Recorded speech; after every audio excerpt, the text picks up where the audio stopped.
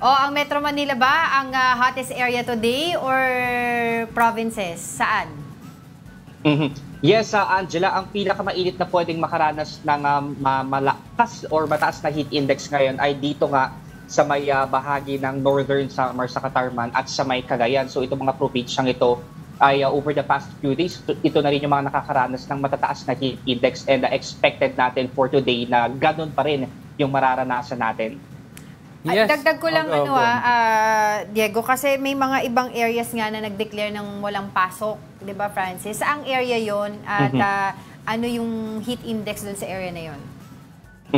Yes, Angela, ito nga nag-declare na ng suspension ng classes sa mga ilang lugar sa bansa, particularly sa Bacolod City, which is no face-to-face classes from preschool to senior high school, public and private yan, kabilang din ng Iloilo City na public and private until April 2 naman. Sa Rojas Capiz, no face-to-face classes from preschool to senior high school din, public and private. Sa Cabancalan, Negros Occidental at sa EB Magalona, Negros Occidental ay wala ring pasok hanggang April 2 sa EB Magalona at sa Tantangan, South Cotabato ay half day lang yung ipatutupad na klase from April 1 to 15. Sa mga lugar na yan kasi karaniwan yung mga high index na itatala ay nasa 41 degrees Celsius, kaya nagdeklara or nag-decide na rin yung mga LGUs na suspendehin talaga yung pasok dahil nga sa mainit na temperatura, lalo na rin sa school. Sobrang maalinsangan para sa mga estudyante.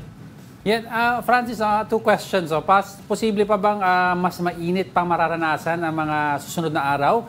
Are we going to reach the extreme danger level? And yung to follow that up, may guidelines na ba ang Pag-asa, Francis, with regards to para yung sa pag-ulan natin, di ba? Yung danger level sa ulan, flood level. May guidelines na ba tayo sa heat level when or where we should suggestively suspend classes?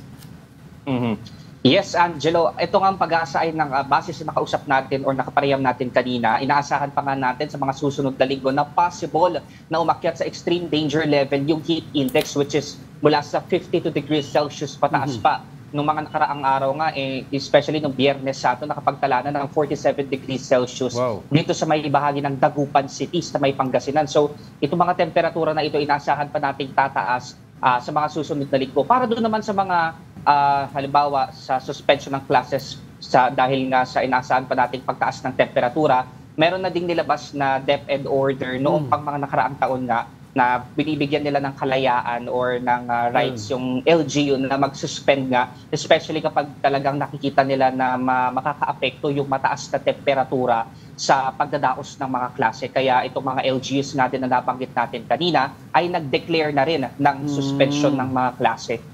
So kumbaga, wait lang, Francis, in other words, case-to-case ang case-to-case basis ang pag-suspend and nasa discretion ng bawat LGU.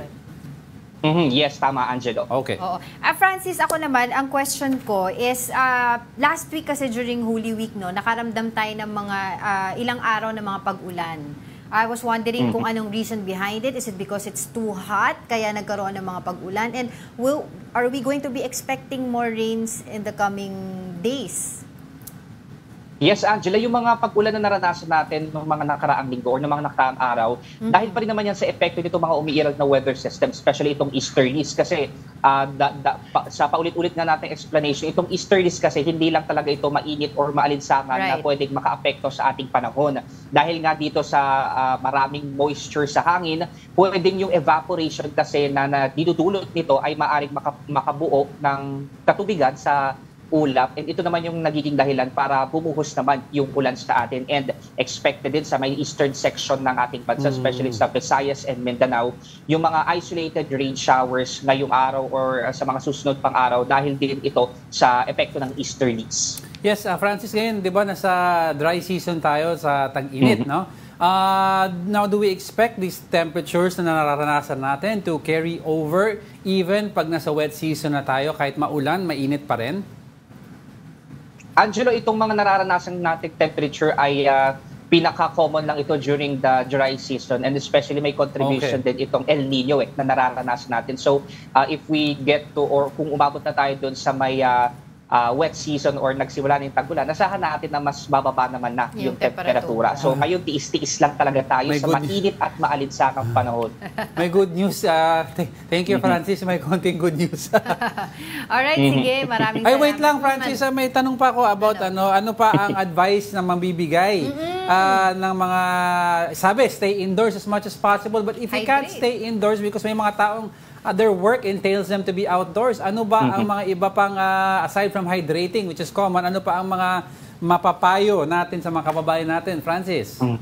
Yes, Angelo, yung mga kapatid nga nating nagtatrabaho sa labas o yung mga hindi talaga maiiwasan na lumalabas ng bahay, ang pinaka-advice talaga sa kanila, especially ng ating health department, ay yung halimbawa magsuot ng mga long sleeve para hindi talaga sobrang exposed yung ating balat sa sikat ng araw or gumamit ng payong pag nasa labas. And ang pinakamahalaga din yung hydration. Kahit nga yung MMDA nagpatupad din ng heat stroke break para doon sa mga personnel nila na exposed din sa sunlight kasi kailangan talaga natin magpahinga mula sa initan dahil nga kapag sobra-sobra yung pagtagal natin dito, posible yung mga heat stroke o yung heat cramps na maaari nating maranasan. So magpahinga, pwedeng sumilong sa mga malililit na lugar or gumamit nga ng payong kapag naglalakad sa ilalim ng sikat ng araw at syempre uminom ng maraming tubig.